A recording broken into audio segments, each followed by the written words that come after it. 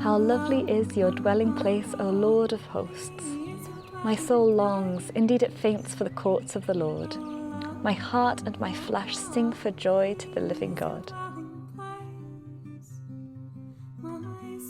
In season 1 of the Dwelling Place podcast, this longing took me on a 6-month journey around the UK to dwell with a variety of intentional Christian communities, sharing interviews with community members, leaders and founders along the way. In this second season of the Dwelling Place podcast, I invite you to join me in the US as I occasionally visit intentional Christian communities and share community-related interviews in the midst of my seminary education. In sharing these conversations, exploring the blessings, challenges, and wisdom of intentional Christian communal living, I hope to share glimpses of the transforming presence of the living God and inspire how it is we might be called to contribute to making God's kingdom manifest on earth, enabling people, God's beloved, to experience God's loving dwelling place.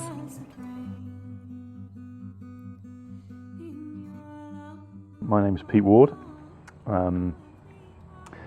I grew up in the Cotswolds, but for the last 3 years I have been living in the Lake District. I've been around new monasticism in its various shapes and sizes for about 30 years or so, possibly before it was even really considered a movement.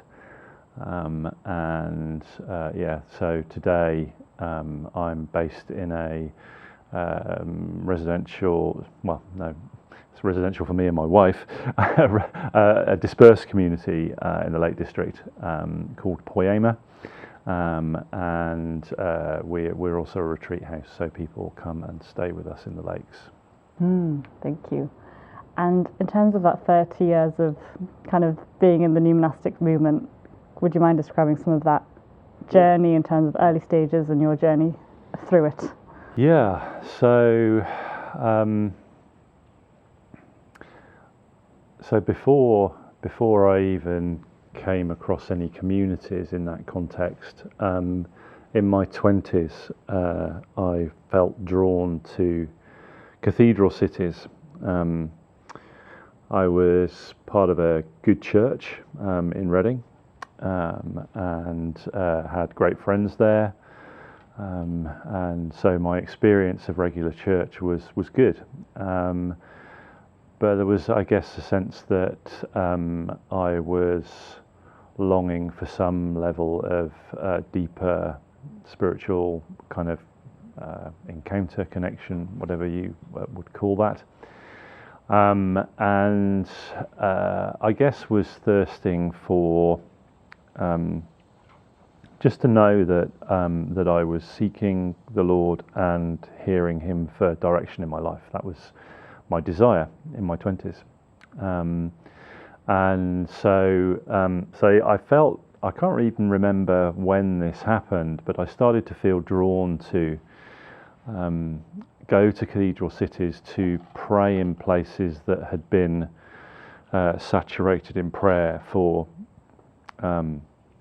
hundreds, if not thousands of years.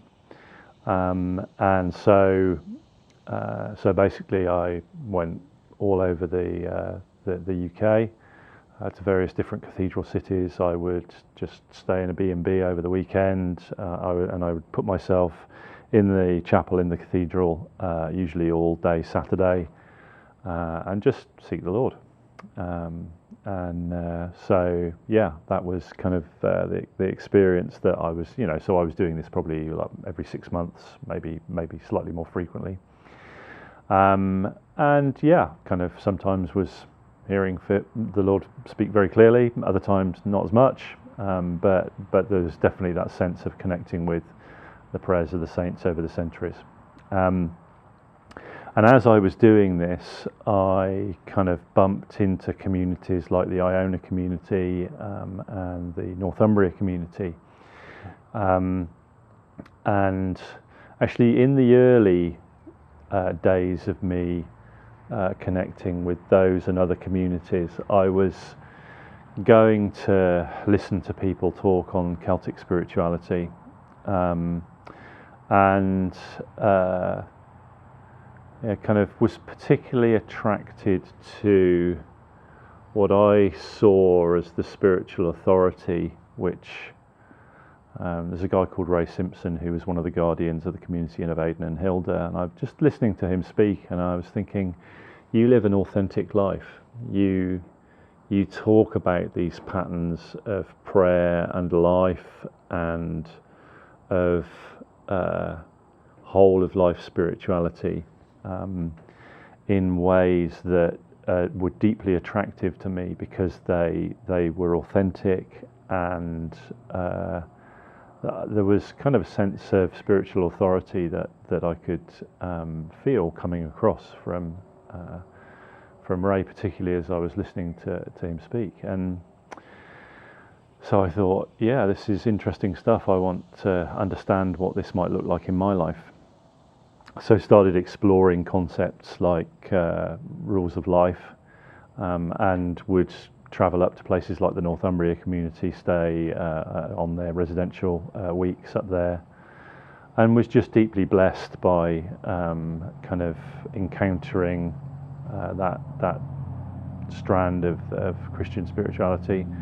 Wasn't so attracted to the Celtic side of it, actually. It was more to do with just the way that people were living a really authentic Christian life, and were finding ways of helping themselves and each other to live that way. So yeah, kind of was doing all of that, and then at the same time as my own personal journey in prayer, I was working as a volunteer kind of youth worker with the young people in our church in Reading, and it was a church called Greyfriars Church, as sort of town centre, broadly charismatic evangelical, and was just seeing the young people kind of connecting with something that I had learned in prayer, and really developing their own prayer life. And it was just beautiful to see them going from, sitting around in a circle and like looking at each other, not knowing how to pray, through to there were times when I used to do prayer breakfast with them, and they would organise the whole thing. I'd just cook the breakfast. They would be like getting what they wanted to pray about and organising it all and starting to pray, and they'd pray for an hour and a half, and it was just so beautiful to see the way that they grew in prayer during that time. And so around that time, the 24/7 prayer movement started, 99, 2000.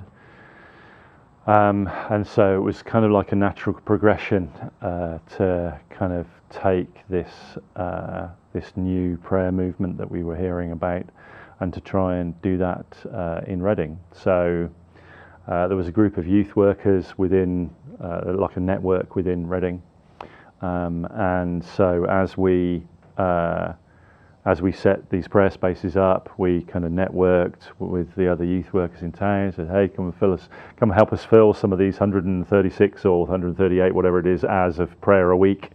And so there was a real sense of us coming together as a town to pray, and we just saw God do amazing things. People coming to faith, people getting healed just walking into the prayer room. And all the normal stuff of prayer, just right the way from silent prayer, through writing your prayers on lining paper on the wall, through singing, writing poetry, doing art, just basically lots of creative ways of praying. And that was part of the genius of the 24/7 prayer movement, was that the way we were creating prayer spaces was to make them very accessible, very creative, make it as easy as possible for people who had been praying for 50 years or for 5 minutes to be able to connect with prayer for an hour. To clarify, the 24/7 prayer movement was about creating these spaces of prayer, multiple ones in the city and then in other cities, and just having places open. So basically, the way it evolved, the church that started the 24/7 prayer movement, was a church called Revelation Church at that time, in Chichester.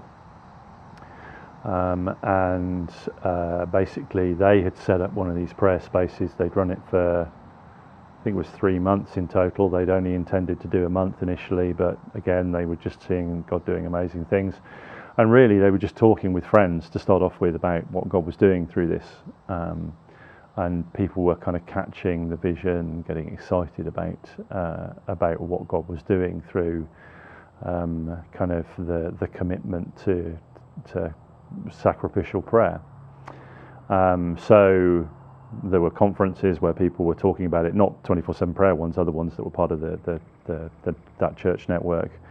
And so other people started doing these things. There was a miraculous connection with a guy who put together websites. Sort of, it's not like the ecosystem we have now in 2025. It was fairly early days of internet and websites and all that kind of stuff.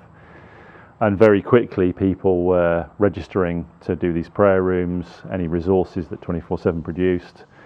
They were kind of connecting with those, and again we were seeing God doing the same things as other churches and youth groups and a brewery in Missouri and the US Naval Academy and all sorts of crazy places where these prayer rooms were set up, and just hearing stories, testimonies of the way in which God was touching people's lives through it.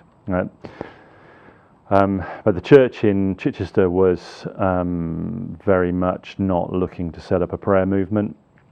There were a bunch of kind of activist types, people who wanted to think about actually whether they were part of the answer to their prayers. And so they ended up setting up mission teams. So we've had a long-term mission team connection with Ibiza, so kind of Spanish party island, where there's all sorts of shenanigans goes on, and basically the teams that go out there pray for the clubbers, look after them when they're intoxicated, and just generally do great work out there. And they also work with other communities on the island of Ibiza as well now. So basically this community that has started these prayer rooms was kind of then now flowing into mission and justice, and actually the sort of strap line of 24/7 prayer underneath the 24/7 prayer logo is prayer, mission and justice. So that's what the movement has always been about. So as this was all going on, we had done 13 weeks of prayer in the first year of the 24/7 prayer movement. And so through that process there was a team of people coming together in Reading that were just loving what God was doing and wanted to see it happen more permanently. And so we started looking around for a building, and through various kind of prophetic words that we were given, we felt that the answer was in the Abbey. So there's an old ruined Abbey in the centre of Reading. It was one of the large ones in the country before the dissolution of the monasteries, and today in Reading there are just ruins in the town centre of this Abbey. And as we were praying, we felt the Lord show us an old pub, and we felt that was the place that we should be having for our 24/7 prayer room.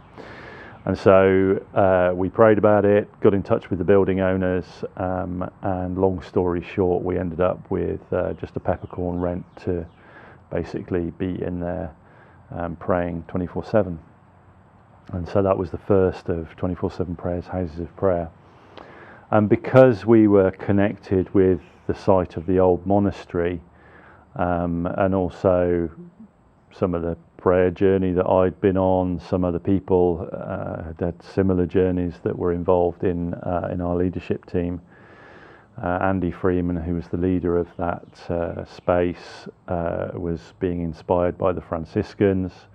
So we just started looking at the elements of traditional monasticism that kind of attracted our attention, and we looked at how we might try and reinterpret those in a modern context.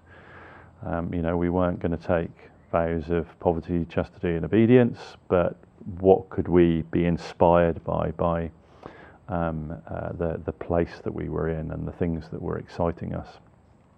And so we came up with 6 practices: prayer, creativity, mission, justice, hospitality, and learning. And so we looked to sort of create a kind of way of living that took those 6 practices into account, and they became the 6 practices that were at the core of all of our 24/7 prayer communities.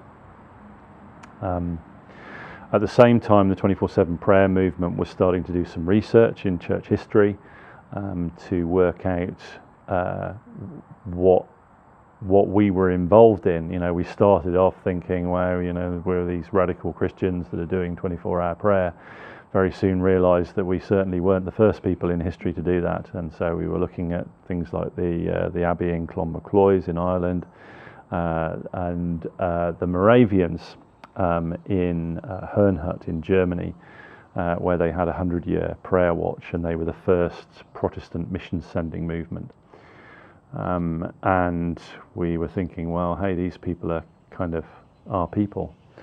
And actually, in terms of the dwelling places kind of characteristic of your podcast, actually the psalm, even the sparrow psalm, that was the verse that was part of the founding of the Herrnhut community. So basically we were exploring this history, and then Pete Gregg wrote a book called The Vision and the Vow, where he took the poem called the Vision Poem that was part of causing the 24/7 prayer network to go viral kind of before that was even a thing. Basically it was a kind of a call to arms for radical discipleship and following Jesus, and just it seemed to connect with many people at that time, and was part of the fuel for people getting involved in the 24/7 prayer movement. So it was partly that, and then partly a call to rediscover the power of covenant and taking vows in a radical kind of following of Jesus. And we did quite a lot of research on the Moravians as part of that. And at the end of the book, Pete kind of gave an invitation for people to take the 3 vows that were at the heart of the vows that were part of an order that was part of the Moravian tradition, which I'll come back to in a second, but was around being true to Christ, kind to people, and taking the gospel to all nations. And so basically that book was published, and the 3 principles were taken from the Order of the Mustard Seed, which was something that Zinzendorf set up, which was an order to try and encourage people to, in his time, follow a radically discipled way of following Jesus, and to network and encourage each other in that journey. And there were all sorts of people that were part of that. There was Catholic bishops, Anglican bishops, a Native American sort of First Nations leader of one of the tribes. There was shoemakers, soldiers. So it was, for its time, it was quite a radical order. And basically our research kind of sort of, we looked into this, and that was part of what was behind Pete calling to people to take this vow. And in the early days, it was something that quite a lot of people connected with and took the vow.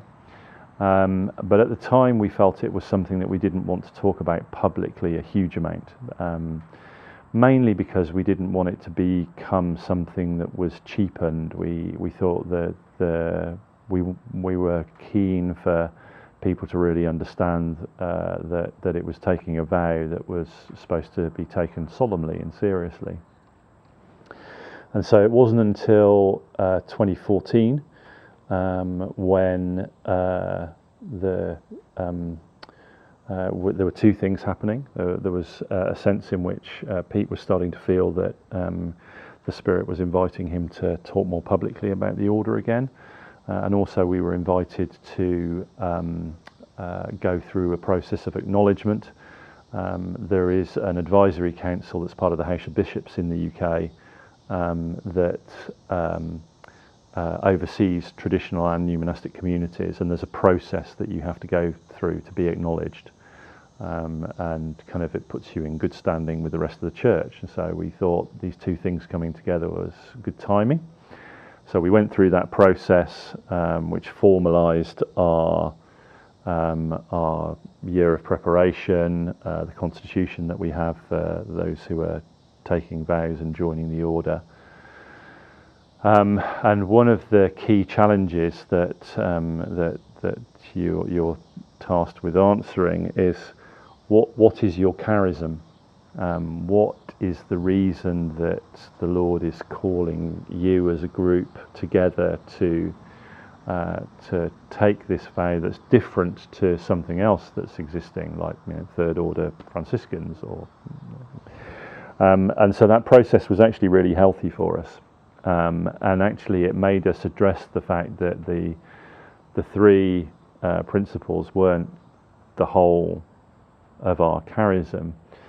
And we went through lots of iterations of thinking what that might be. And one day we had this sort of gathering where we were trying to thrash it out. And we had this light bulb moment where we went back to the 6 practices that were pioneered in the Reading Boiler Room, this house of prayer in Reading, and were part of our communities network already. And we were like, oh, maybe those 6 practices are our charism, both in the vows that some of our movement choose to take personally, as well as the community. And so that was definitely a clarifying moment for us. And so now people who are entering the Order of the Mustard Seed, which is a dispersed, lay-led, ecumenical new monastic order, they take the vows to the 3 principles and the 6 practices that I outlined earlier on. So basically there were a number of people that took vows in 2005 after Pete had written the vision of the vow, and actually we had the first official vow ceremony in Holy Trinity Clapham, where the Wilberforce sect were based. So there were probably 100 of us there, probably about 30 people took vows at that time. And then through to 2018 when we kind of fully relaunched the Order of the Mustard Seed, and since then we've seen exponential growth. We now have over 700 members, and there's about 400 people in law looking to go through preparation. So it really has been something that the Holy Spirit seems to have put a lot of energy behind. So yeah. And I think some people listening to this will know of the Lectio 365 app, and so that also came out of the 24/7 prayer. Yeah, so people who pay close attention to Lectio 365 over a period of time will notice that cunningly we've put the 6 practices and the 3 principles throughout everything that we are doing with Lectio 365. So as well as being something that is a blessing to anybody who picks it up and uses it, it actually is part of a prayer room for a prayer book for the order. So whether you are a member of the Order of the Mustard Seed or not, it's a great resource. But obviously those members of the order of mustard seed that use that resource are finding themselves constantly being reminded of the elements of their vow. Thank you. Now maybe transitioning to the new monastic scene in general in the UK, because I know that you've been engaged in that world and the people involved in that world, and so I'm wondering whether you can give us an overview of the new monastic scene in the UK and where it's at now. Yeah, so I don't know whether I'm I don't know how broad my knowledge of the whole new monastic network is within the UK, but so when Archbishop Justin Welby came into his time as Archbishop of Canterbury, one of the things that he wanted to see as part of his time as Archbishop was the renewal of the religious life, whether that was traditional monasticism or new monasticism.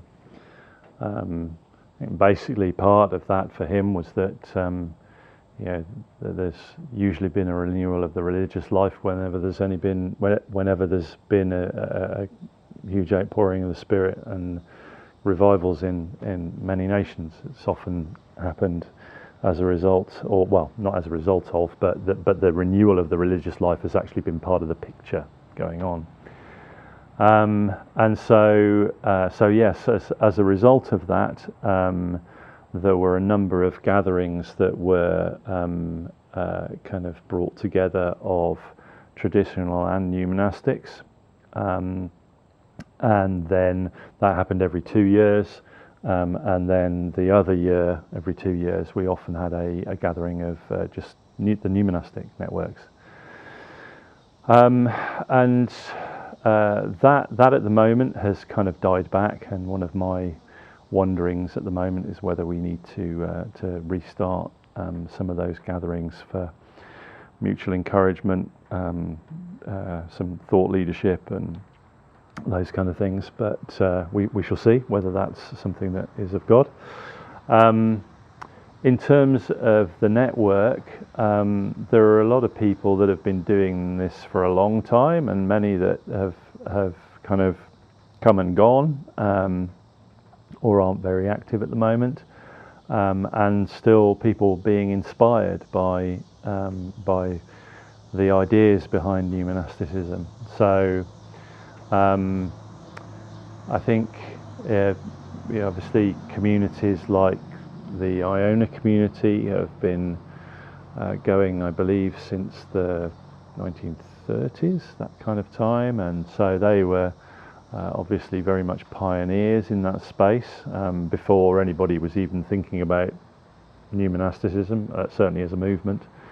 And then Northumbria community were kind of coming together in the 70s and 80s.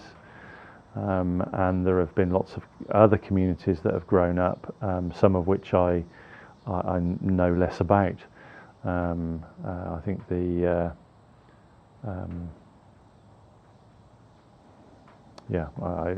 just trying to think of some of the other names, but basically there are lots of communities that have been going on for a while. Obviously Lee Abbey has been going for a long time as well, and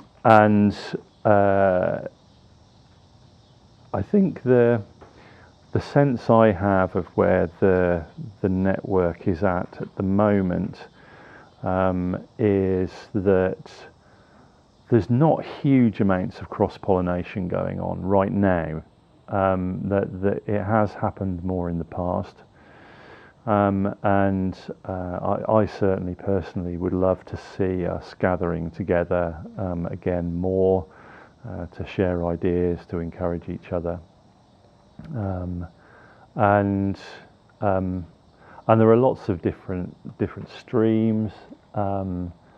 And new communities that are finding life at the moment. So, for instance, there's a community called Urban Abbey in Nottingham.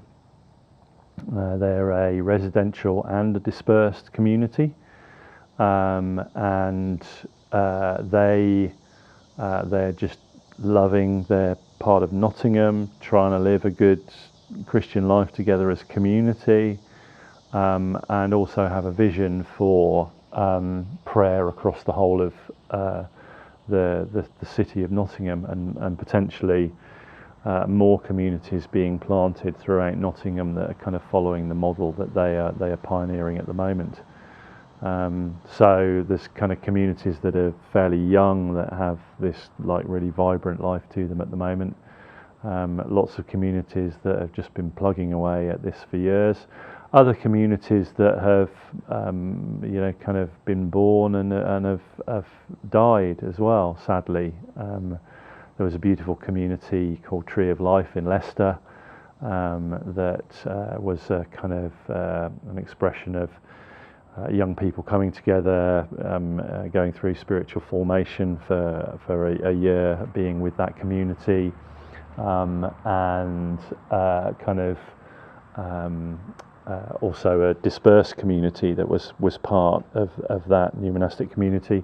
And sadly, for various reasons, just the way that things were set up there, they had to close. And so I think there's this spectrum of communities, those ones that have been going a long time, the new ones that are starting up, ones that have come and gone, I'm kind of wondering whether we're in a time where actually coming together and trying to mutually encourage one another, talk about some of the challenges of leadership that kind of occur in lots of different communities, but I think there are things particularly in the new monastic space that it's good to talk about how leadership happens, particularly things like leadership succession, and also some of the financial models that can make it a real challenge to run these kind of communities, because again that's been one of the problems that has really impacted some of the newer new monastic communities and has caused some of them to close. So yeah, I think there's life in the network, and people are still being envisioned by those who have gone before them. We're seeing that in Cumbria there's potential for planting of new monastic communities in Cumbria by some quite young folks who have kind of caught the vision of what has happened through the new monastic movement over the last 50 years and are kind of wanting to live intentional community that way, and kind of based around rules and rhythms of prayer and being missional. Having sort of contemplative prayer practices, and excited about that and raring to go. So yeah, there's still life in the movement, I think. Yeah, and then you mentioned that before there were gatherings, some of which seem to have been organised by the Church of England. But I'm wondering, who was it that was organising these gatherings? Who was holding this sense of connection? Yeah, so there was a new monastic network that was curated by a guy called Ian Mobsby, and there were quite a few other people that were involved in the team for bringing that new monastic gathering together, and then the dual new and traditional monastic was organised by I forget the name of it, I think it's ARC. I'm not sure whether that stands for Anglican Religious Communities, something like that, but basically it's a charity that was founded to promote the religious life, and so they were kind of the infrastructure around which these times and gatherings together were organised. So I don't know whether there is desire within that charity to keep doing those things, or whether we need to think about doing something new. What did you say the name of that charity was? I think it's ARC. Standing for? Anglican religious communities, but I'm not 100% sure whether that's the full name of it or whether I've got that quite right. And the one that Ian Mosby helped with was called the New Monastic Network? Yeah, so there's a Facebook group that kind of, there's a bunch of people post on there, and it was primarily organised by Ian, who gathered a group of people around him who were involved in New Monasticism in the UK. And again, Ian's now in Canada, and so again, it may be that there needs to be a new group formed to bring something together if we feel we want to do that. I think one of my musings is just sort of getting in touch with a few people who are part of each of these communities and sort of saying, do you think it's time to gather again? I think I would certainly enjoy coming together with those communities again, and I think we're in a position at the moment where the encouragement that comes from that kind of gathering would probably be helpful for a number of communities. Yeah, and I personally very excited about this, as you know, and from my pilgrimage in 2023, I learned about 19 different communities, of which one no longer exists. And then in terms of just hearing about other communities, I think there's probably a list of around 30. But it feels like between the two of us, between other people that we bring in, that there would be scope to really bring something together at this time, which is exciting. I find it exciting too. I think so. We're recording this podcast on a New Monastic Explorers gathering in the US, organised by a great guy called Evan Howard, and there's a sense in which a number of us really feel that there is something that this intentional Christian community and New Monastic network has to bring to the body of the church, and there are a number of us who are sufficiently passionate about this that we want to invest our time and our energy in making sure that as much as possible life can be brought into this network by communicating more about what we're doing, what opportunities are available. And actually, one of the things that one of the attendees mentioned the other day about an ecosystem that pays attention to itself grows more healthily and with greater strength and power. And I think we are probably one of those ecosystems that needs to pay attention to that right now. Yeah, and to add to that, here in the US there's a network called the Nurturing Communities Network, and that's how many of us in this gathering met and how I met Evan. And so they are an American network, and they are gathering biannually, I think, inviting members of different communities to come together, and then they also organise regional gatherings in the kind of fallow year. And they have a website with resources and a map where you can see other US intentional Christian communities.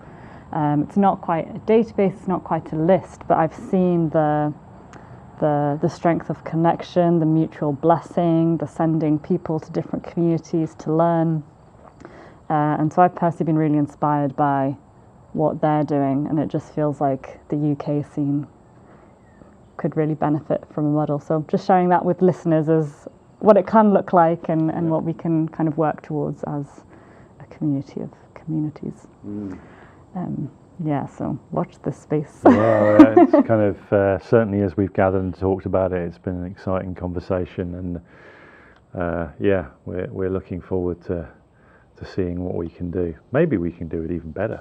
Yes, and I'd say if any listeners can point us to grants or feel compelled to donate or have contacts in the IT space which could help materialise this vision, I think that's in the space that we're in. Is there's the vision and the energy, but trying to figure out and trying to discern the how, and so help is appreciated. Maybe pivoting now to Poeima. Yes. And so you have recently started your own intentional Christian community Yep. in the best part of the world, Cumbria. Yeah, absolutely. Yeah, it's the best part of the world. So All you listeners out there, you need to come to Cumbria. Would you mind sharing what it is and how it came about, in whichever order feels most logical? Yeah, so I would definitely characterise us as a new monastic community because of our practices. So basically, it came about, as you can probably hear through the story with my engagement with 24/7 and with prayer before that. This has been part of me for a very long time. My wife and I took a sabbatical in 2015, and we were looking at new monastic communities, both and traditional monastic communities, both in the UK and in the US. And that was just a great time of us kind of both catching a vision for something that we might want to invest our lives in more. And yeah, so we had a great sabbatical. Didn't feel it was the right time to jump straight into that. We were about to move, my wife is a vicar, and we were about to move to Chatham. So obviously setting up a new monastic community was not on our radar at that stage. But basically, through the time that we were in Chatham, this was kind of something that was in the back of our minds, something that we were thinking about for the future. And then when the pandemic happened, we were obviously in lockdown, same as everybody else. And during that time, my wife Andrea really felt that the person that was currently a priest using the vicarage in Loweswater was probably not going to want to come back to that role after the pandemic. And it transpired that that was what happened. And so we were kind of prepared to write to the bishop and say, hey, this is our vision, what do you think? And he got back to us very quickly and said, this is a great idea, perfect timing, let's talk. And so we ended up going through a process of talking through our vision. Because it's in a national park, we had to go through a whole planning process, and God kind of fairly miraculously opened up some doors in that whole journey for us. And the result was that in January 23. We moved into the vicarage in Loweswater, which is a very beautiful part of the Lake District. And we felt the specific word that God had given us was to hold space for encounter. And there was lots of words and pictures that had been given to us both over the preceding years about that, which I won't outline now, but basically we had a sense that that was what we were to provide a space to do. And from the very early days, we called ourselves a retreat house and community. A retreat house because it is only a vicarage, it's quite small, it's not like a big retreat centre. The community aspect was more aspirational at that stage. We thought at some stage, once we were established, God might want to use our journey to kind of encourage other people to walk together in a dispersed community network. And so basically we had to refurbish the vicarage, and pretty much the first space that we got finished was the chapel, because part of setting up what we were doing was to start a rhythm of prayer 3 times a day. And that was very much a desire to have that at the centre of everything that we did. So we started doing that in January 23. And then by July 23, we were ready to start doing day retreats, which are more focused on people in Cumbria. And then by November 23, we started to do residential retreats. Now, those are either self-guided or individually guided retreats in the Ignatian style, where you've got a spiritual director, and we offer those. We offer quiet days, which are usually themed, and occasionally we do themed retreats as well. There's a fun thing we do called the Buttermere Camino, which has a themed retreat weekend around it, which is a reflective pilgrimage between the three churches that are in the Buttermere Valley, which we are based in. So basically the centre of what we do is this rhythm of prayer. And we also always eat together. So one of the things from our sabbatical that we really paid attention to, and we'd kind of experienced in our journey with new monasticism and traditional monasticism before that as well, was how the act of eating together is actually a really spiritual practice. And so we wanted that to be at the heart of what we do. So we're setting all this up, going back to early 23. We have a commissioning service that the bishop comes and does with us, which was fantastic. Lots of celebration. And then the next day we were carrying on with all the practical work of getting the vicarage ready. So we were in our cottage while some work was being done in the vicarage. And we hear this knock at the door. A guy called Matt Richards kind of comes to the door and says, "Hey, you Andrea and Pete?" Yeah.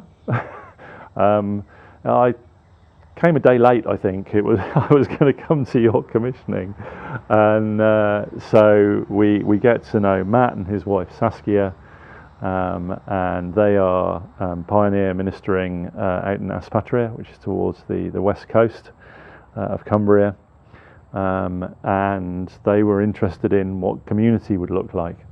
And so we said to them, well, you're about 2 years too early, but here's what it might look like, or here's what we think would be involved in doing a dispersed community.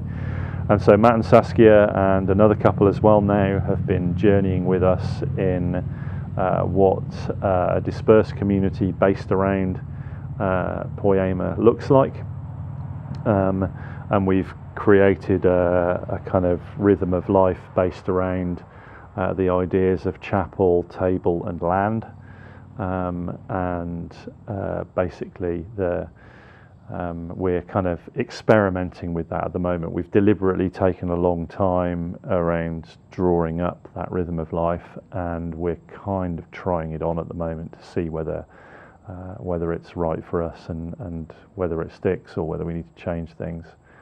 So that's just been a real joy for all of us, I think, actually just going on that journey of just discerning what we think our charism is as a community in Poeima, and seeing what God wants to do through all of that. Yeah.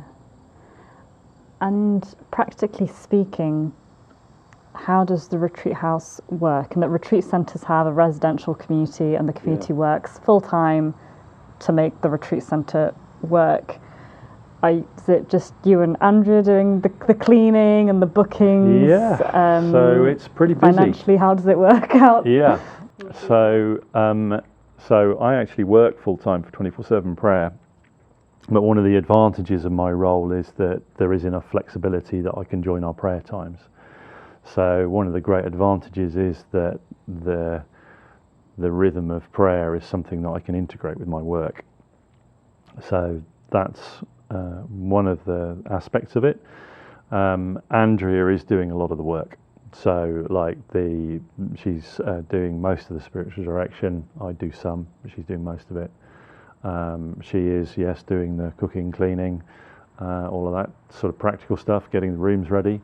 And then together we are kind of looking after the physical space. So we have 3 lawns that you have no idea how quickly grass grows until you have 3 lawns, like kind of hedges around the edge of the property that need cutting back, and we've got some friends in the next village that come and help us with that work.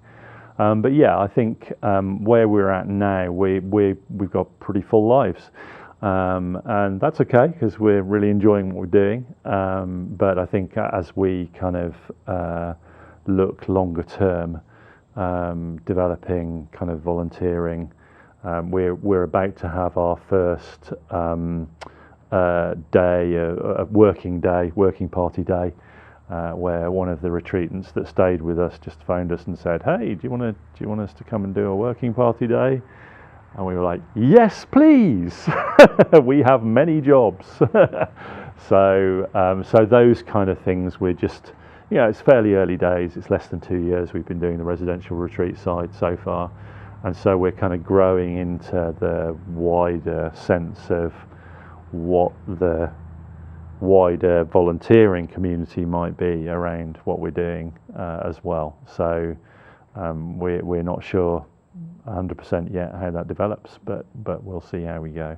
Yeah. And Andrea is no longer ministering to a parish. She's able to be so she's still a vicar, and she has a role as associate priest in the benefice. And what that means is that she has a role within the local benefice, but she's not legally responsible for the church buildings because there's a lot of administrative requirements around all of that. And we were very clear when we set the project up that basically, Andrea is really busy running the retreat house, so she did not have time to run benefice as well. So the diocese we're in were fantastic with that. Both the bishop and our archdeacon, actually, and our team rector have all been very supportive of what we're doing, and kind of couldn't be more blessed than having such a supportive network within the Anglican hierarchy. So it's been really great working with them, and they've been very supportive. So Andrea has an agreement where basically her associate priest role is just preaching and leading in the local church once a month, and so she really enjoys that. She enjoys preaching, so it's life-giving for her as well. But then the rest of the time she is focused purely on Poeima. And I kind of end up doing a lot of practical stuff around accounts, website. We will be setting up as a CIO, charitable incorporated organisation, at some stage as well. So that's kind of more my bag and my background. So it doesn't take me as long as it might do if you were just starting it from scratch. So we're busy. Life is full, but it's so rich. The thing I kind of went going back to the start of feeling the call to hold space for encounter. The reality of what is happening is people are coming to us and staying with us, and they are encountering God. And it's like, well, if that keeps happening, then that's what we felt called to do. So it's just beautiful seeing the way in which God meets with people through the pattern of prayer, through hospitality, and through the land. And all three of those things are deeply impacting many of the retreatants that come to visit us, and we're just privileged to be a part of what God is doing in people's lives through that. So. And part of that holding space for encounter, I've heard you talk in a previous conversation about the importance of it being a shared life in terms of eating the meals together versus just giving someone a room. Yeah. And so do you eat with the guests when they're there? Yeah, we always eat with the guests. One of the things we found very earlier on was we did actually hire the space out. We just did it once actually. And so, a group came in, used the space. They were kind of catching up with each other.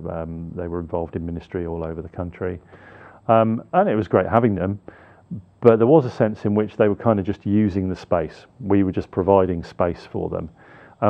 it really grated with our spirits, because we were kind of like, actually, do you know what? This is really not what we're about. We're trying to model something here and bring people into a space where we are providing. It's kind of like a program without being a program, and there's something about the activity of holding that space, the way we hold it.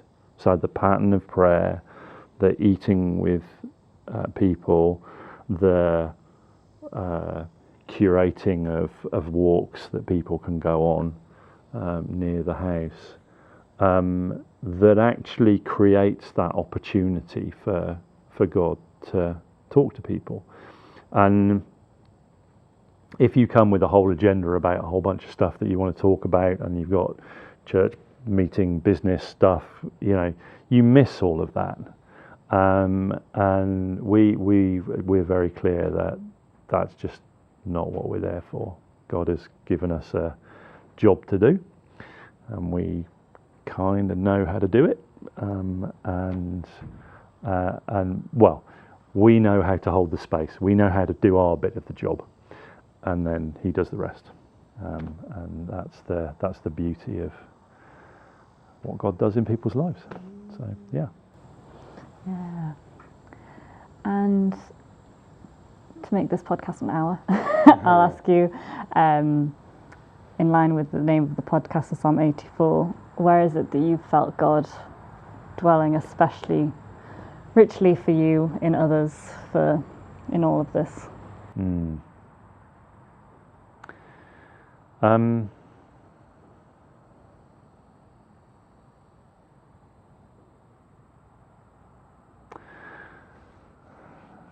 I think one of the things that God is doing with people that He brings to us is bringing healing very gently. And we were in the chapel the other day at the end of a retreat that we were leading, and as we were finishing up, just two of the people were in tears, and it was just tears of just being deeply ministered to by the Holy Spirit. And I think in that particular instance, it was about just receiving healing in the area of hospitality, where for various different reasons there had been some brokenness in their lives around that. And so literally just by us holding space the way we do, and God coming into that space and just ministering to them in the way that only He can, there was deep healing going on. And so that ministers to me, because I'm kind of like, if life can be about providing space for that to happen, then that just brings me deep joy and thankfulness to God for what He's doing in people's lives. I think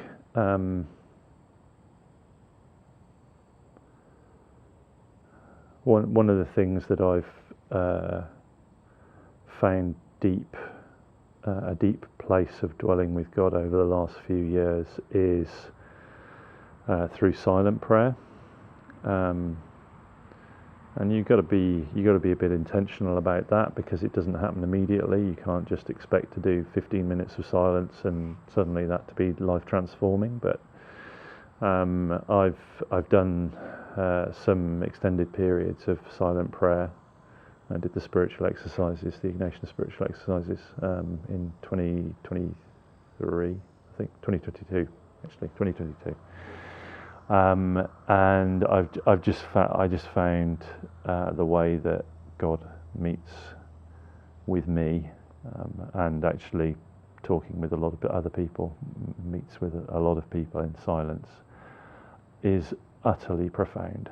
And I am not the same since I have encountered God in some of those spaces. So I think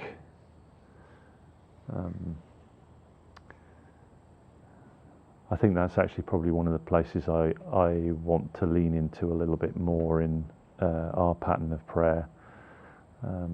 I've started doing it a little bit, but as we've talked through, life's pretty busy at Poeima, so making space to do that is challenging. But that's something I want to work at. So yeah, God's spoken to me very profoundly through silent prayer. I think one of the other things I really value as well is the prophetic, and one of the privileges of being part of the 24/7 prayer network is that there's quite a lot of prophetic people around, and just having those prophetic people that have been well formed in the prophetic speaking into our lives, just encouraging us, and you get the thing where you hear the same thing from different people several times, and you kind of think, oh, maybe God's speaking. That's been a great blessing to both of us actually over the last few years, and actually there's been the sense of that throughout the whole journey with Poeima. And so one of the things that we're looking for in the journey that we're on is how we discern which opportunities that we have, because there are many at the moment,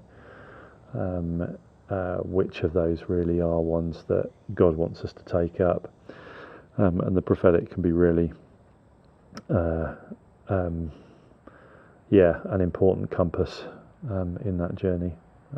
So I think that's a couple of different areas.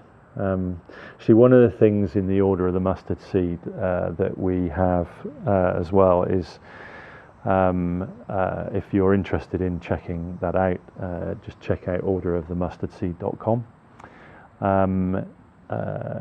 One of the things that we have as part of our process of taking our vows is that we assign what we call our Cumbrogi, companions of the heart. It's a Celtic term.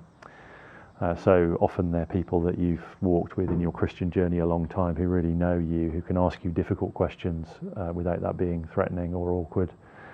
And just kind of having those people around to encourage you, speak into your life. That's been quite an important part of these last few months for me as well. So it's a real kind of privilege having those networks that we've developed over time in that new monastic context, where there's kind of rhythms and practices by which people can speak into your life. You've kind of created space for that to happen, and that's been a real blessing as well. Thank you, Pete. Well, it's a pleasure, Lakshmi. Show me